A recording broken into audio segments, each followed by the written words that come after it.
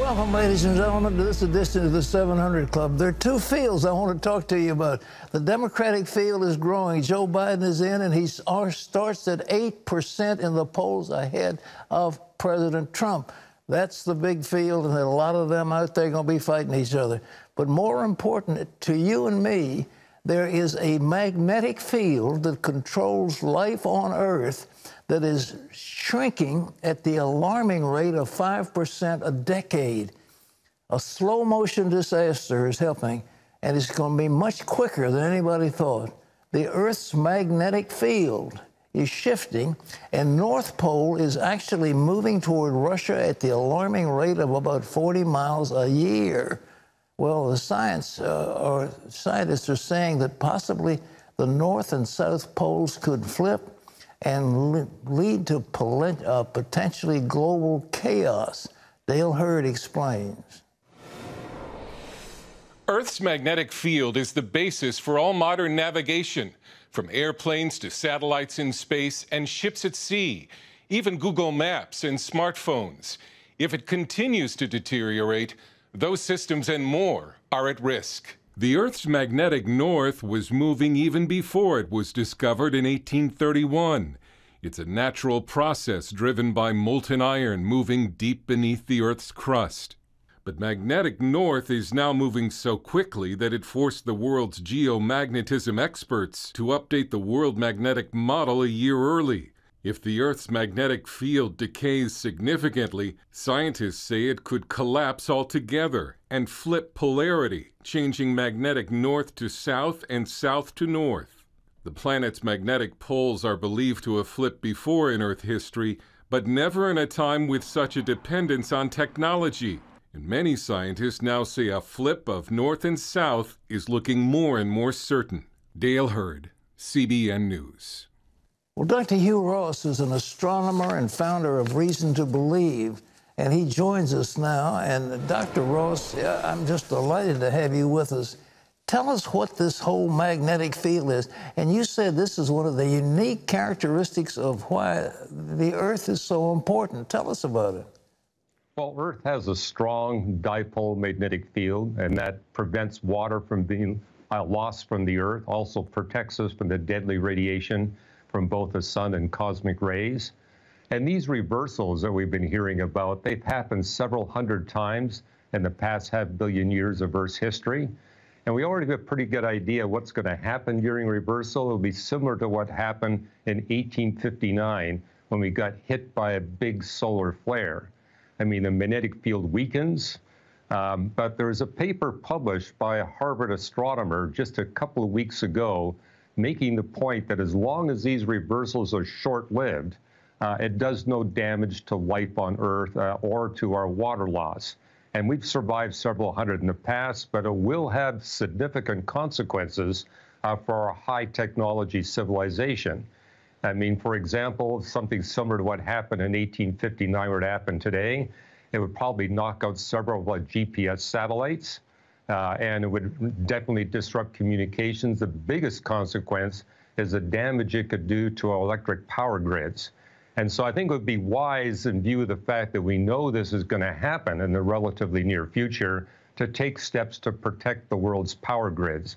That will cost a few $billion, but that's a whole lot less than experiencing a shutdown of our electric power grids for months or years. Well, you mentioned about the desiccation thing. If it's really severe, if we lose the magnetic field, that we would be subject to solar flares that could dry up our oceans. Could you talk about that? Well, again, as long as if we lose our magnetic field for a significant period of time, yeah, it would have catastrophic consequences for animal life on planet Earth. And it's one thing we notice is we got our strong dipole magnetic field just before God created the first animals. I mean, the timing was remarkable. But what this paper from a Harvard astronomer indicates is that as long as the reversal is relatively short-lived, decades or hundreds of years, it's okay for life on planet Earth. However, it's not okay for a high-technology civilization, and it'd definitely be worth our while to spend some money to protect the power grids. I mean, for example, in 1989, there was a solar flare that knocked out the Quebec power grid, and it cost many billions of dollars.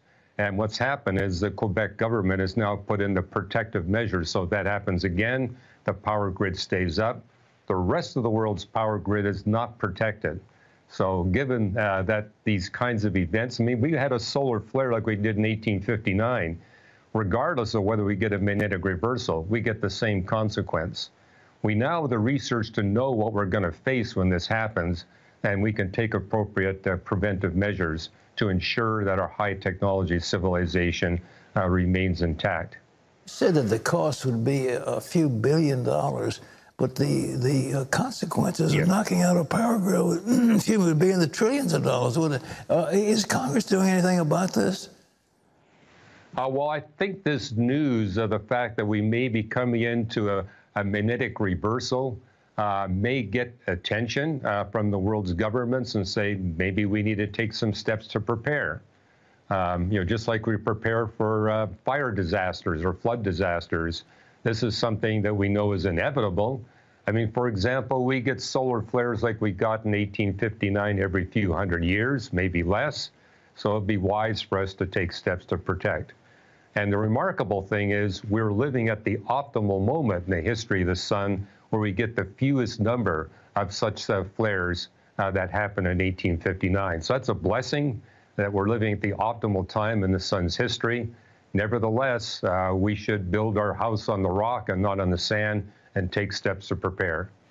What about the incidence of cancer? If this magnetic field is weakened, is the incidence of cancer more prevalent among human beings? Well, during a magnetic reversal, the magnetic field of the Earth could decline to 40% of its present value. The worst case scenario is 5%.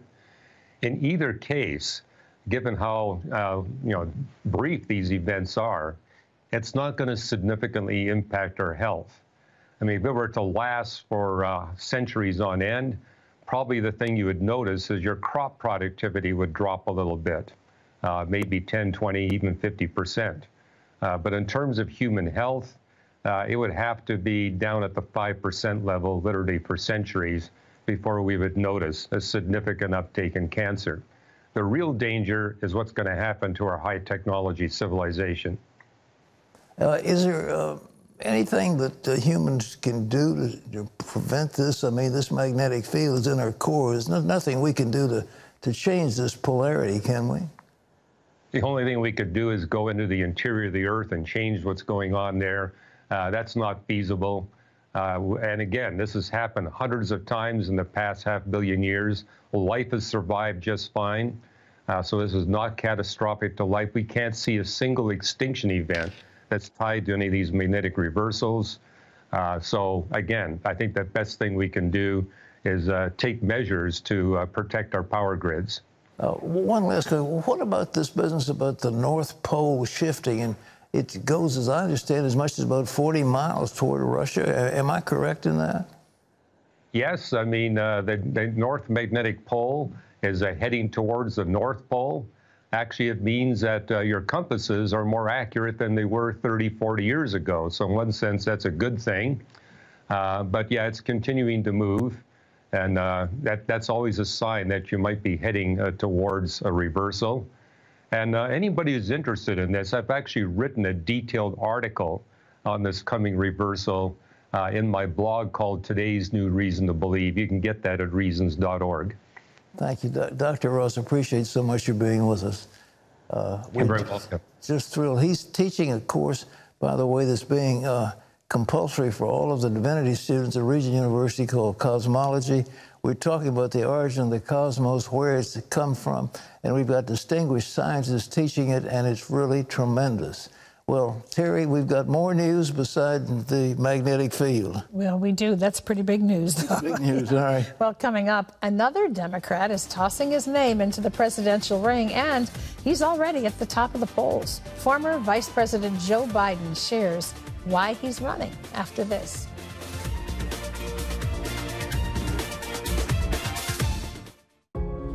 My name is Hector Luis Nunez, and this is my cancer story. Cancer was detected on my tongue.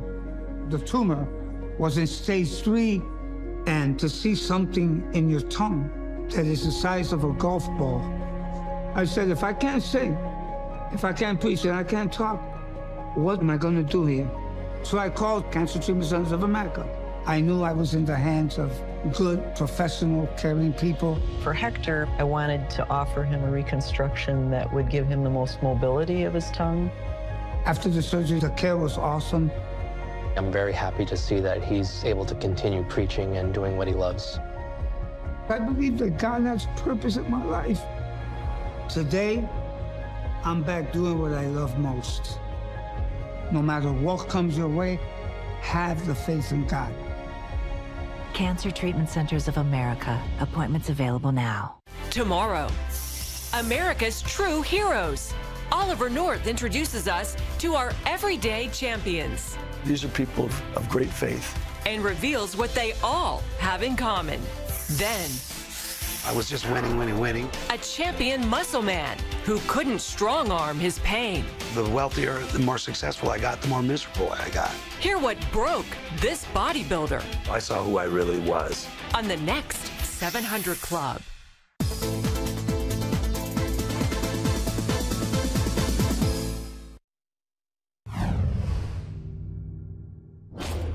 Welcome back to the 700 Club. Former Vice President Joe Biden joined the crowded Democratic race for president today. Releasing a video on Twitter, Biden came out swinging against President Trump. We are in the battle for the soul of this nation. I believe history will look back on 4 years of this president and all he embraces as an aberrant moment in time. But if we give Donald Trump 8 years in the White House, he will forever and fundamentally alter the character of this nation. A Morning Consult Politico poll has the 76-year-old Biden leading President Trump by 8 points in a theoretical matchup. Well, Democratic candidates are proposing a wide range of health care reforms, including getting rid of private health insurance in favor of a government-run program. Next week, Democrats make their case in the House, House hearings, rather. CBN News Capitol Hill correspondent Abigail Robertson has more on their big plans. One thing Republicans and Democrats do agree on is that the American healthcare system is broken. Republicans and even some Democrats contend that replacing what's broken with a government fix is a recipe for disaster. Healthcare is a human right, not a privilege. Yes. Ever since the Democrat frontrunner unveiled his single-payer plan, it has become the central campaign issue of 2020. The best way to go forward, in my view, is through a Medicare for All single-payer program. Now, Bernie Sanders is taking the Medicare for All plan on the trail. We need to have Medicare for all. That's just the bottom line. California Senator Kamala Harris is also clamoring for a government health care takeover. And having a system that makes a difference in terms of who receives what based on your income is unconscionable, it is cruel, and in many situations that I have witnessed, inhumane. But the vision of more affordable coverage that lowers the number of uninsured is meeting a political reality. So if I'm elected, I'm not going to force you off your private health care plan. Congressman Seth Moulton is the 19th Democrat entering the race, but he's no proponent of a single-payer system. I think every American should have access to good, affordable health care. But I made a commitment to continue getting my own health care at the VA when I was elected to Congress. That's single-payer, and I'll tell you, it's not perfect. Bob Moffett of the Heritage Foundation says that plan is the closest thing in the U.S. to Medicare for All. That is a very bad way to run a health care program. And what we've seen with the Veterans Administration program is something that has been positively scandalous, where you had the bureaucratic manipulation of waiting lists resulting in the delay and the denial of care. And in a number of cases, veterans died. Moffett contends that cutting private insurance companies out of the equation is a bad solution. The result would be something like American medical clinics being turned into the equivalent of Soviet grocery stores. President Trump insists a Republican plan will be ready for a vote after the 2020 election. Moffett says that's too little too late, and that the president should articulate a vision of health care reform now. Reporting from Capitol Hill, Abigail Robertson, CBN News. Thanks, Abby. And Pat, polls show that health care is the #1 issue for voters, even ahead of the economy right now. Well, of course it is. People want to take care of it. I read a very interesting article yesterday about a company in India that they've got, Modi is the head man over there, and it's called Modicare. And he says, okay, I'm going to give you $1,300 for this particular proceeding, and that's all you're going to get. So if you want to get our money, you've got to do this. What is this company doing? They're saying the top specialists should just do their specialty. So they do many operations. They bring in the top guy to do the heart transplant and do the delicate work, and they leave the rest of the assistants. Well, a patient is in recovery. They don't just have paid nurses, but they bring their family members and teach them how to take care of their loved one who is in recovery. And the costs are down dramatically. I mean, the differences are just staggering. But here in America, because of the fact we have so much, health care fraud, and we also have health care lawsuits, the litigation over botched abortions and so forth is just extraordinary.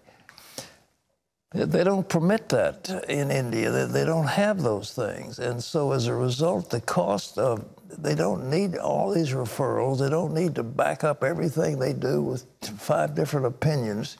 They don't have to send patients around to all these specialties. But somebody comes in, he's the expert, and he does that one thing over and over and over again, and he does it well. Then they've got assistants who do the same thing over and over, and they do it well. And the price of things like a heart transplant and a kidney dialysis and so forth are so much lower. And it's good health care. I mean, it's good stuff. They're not dying. Their mortality rate is every bit as good as America. So anyhow, it isn't just a question of paying for it. One of the reasons that health care is so expensive is that we have disconnected the provider of health care from the recipient of health care and the payer of health care. The one who pays it is not the one who is going to be the recipient. If you stay in a hospital, you don't have a clue how much they charge you and what all those things are. Have you? That's the truth. It's very, very costly, as anyone who doesn't have insurance that finds himself in that situation would easily find out. I remember I had a knee operation, they scoped a knee, and I got through, and they said, well, we only have to be on crutches for a while. If you want to, would you like some therapy? I said, well, what do you got? And they said, well, these 3 steps. You go up the steps, and you go down a step. So we got a bill. It was, I think, $35 for, quote, crutch therapy. I mean, walking up 3 little steps and back down with a pair of crutches. I mean, this is crazy. But you have these enormous bills, and then we talk about single payer and the government. If we take away private care, it's ridiculous. But this stuff is insane, and it will bankrupt. There is no way there's enough money to do what these guys want, and we have to do exactly what those Indians are doing to provide quality. I'm talking about quality health care, every bit quality, but having specialists just do their specialty, and then bringing lesser skilled people to do the next thing, and up and down the line, and everybody is doing it over and over and over again, and they're really good, and the facilities are excellent, and the sanitation is excellent. And, well, anyhow, I don't want to go to India. I like it here. Okay, John. Pat, President Trump says his administration is making headway against America's opioid crisis, giving a progress report at a summit in Atlanta Wednesday. But as CBN's Jenna Browder explains, while progress has been made, deaths from opioid overdoses continue to climb. President Trump says his administration is making progress in the fight against opioids, investing billions of dollars and promising to hold drug companies accountable. My administration is deploying every resource at our disposal to empower you, to support you, and to fight right by your side. His speech in Atlanta, coming one day after his administration brought its first criminal charges against a major drug distributor, accusing Rochester Drug Cooperative of turning a blind eye to thousands of suspicious orders for opioid painkillers. We will not solve this epidemic overnight. There's just nothing going to stop us, no matter how you cut it. The president also announcing his administration's commitment to set aside $6 billion for things like youth prevention and overdose reversing drugs. And that's the most ever, and we're going for even bigger numbers this year. Listing other accomplishments, like convincing China to designate fentanyl, or synthetic heroin, as a controlled substance, and cracking down on online sales. But critics say it's not enough. Last year, nearly 49,000 Americans died from opioid overdoses. That number up 17% from 2017. The top two killers were fentanyl and heroin. Some of the states hardest hit: New Hampshire, West Virginia, Iowa, Pennsylvania, and Ohio. And in Chicago alone this week, police are investigating 13 overdoses and 4 deaths from heroin. We will work, we will pray, and we will fight for the day when every family across our land can live in a drug-free America. And while there's little Republicans and Democrats seem to be able to agree on in Washington, the administration is hopeful this is one area both sides can work together on. In Washington, Jenna Browder, CBN News. Thanks, Jenna. Pat, certainly a bipartisan issue here. It is, and I commend the president and the administration for bringing lawsuits against these people. They have dumped thousands and hundreds of thousands of these pills out. And this Purdue Pharma was at the Sackler family. It was at the heart of so much of this stuff, and they have grown enormously rich. And now there are lawsuits against Purdue Pharma and other these companies. But the ones who have been in charge of putting out these pills, and you know, there was an excellent show on 60 Minutes a couple of weeks ago about the fact that they twisted the arm of the FDA to say that these opioid pills were good for ongoing care. They were supposed to be good for one time only after an operation or some severe illness where there was extreme pain, and after that they were supposed to be stopped, but they're not supposed to be continuous. And they talked the FDA into saying it's okay to continue using these things, and that, of course, is one of the things that's hooking people.